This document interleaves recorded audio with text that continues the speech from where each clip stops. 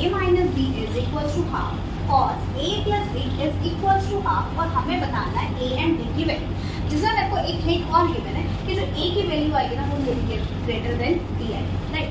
अब देखो इसके पहले ना मेरे को टेबल लर्न होनी चाहिए कि मेरा 0 डिग्री क्या होता है, 30 डिग्री क्या होता है, 60 डिग्री क्या होता है, 45 डिग्री और 90 डिग्री में तो क्या होता है। अब देखो साइन की वैल्यू, साइन थीटा की वैल्यू 1/2 कब होती है, बताओ। साइन थीटा की वैल्यू 1/2 होती है मेरे पास साइन 30 डिग्री पे। सेम मेरी बताओ cos थीटा की वैल्यू 1/2 कब होती है, कब होती है मेरी cos 60, राइट। बस इसी चीज का यूज करके मैंने a और b की वैल्यू निकाली। अब देखो मेरे पास फर्स्ट क्या गिवन है, साइन,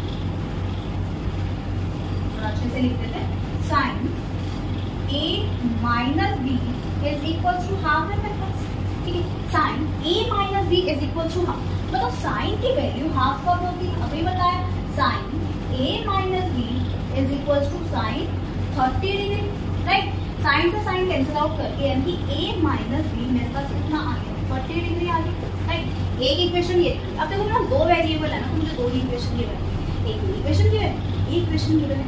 सेम अगर मेरे को ये चीज लिखनी है तो मैं क्या लिखूंगी, cos a plus b is equal to cos 60 degree, right, क्योंकि 1/2 वैल्यू cos की मेरी तो cos 60 डिग्री पे होगी। It means a plus b is equals to 60 degree, right? This is equation 1, this is equation 2. इसको बस सॉल्व करना। अब मैं क्या करती हूँ, इक्वेशन 1 प्लस इक्वेशन 2 करती हूँ, तो a minus b is equals to 30 degree और a plus b is equals to 60 degree, right. अब मैंने इसको ऐड किया तो ये तो कट जाएगा, प्लस माइनस है, a plus a is 2a is equals to 60 plus 30 degree is 90 degree. a की वैल्यू मेरे पास आ गई 45 डिग्री। अब a की वैल्यू ना मैं इन दोनों इक्वेशन में से किसी में भी पुट कर दूंगी, मैं पुट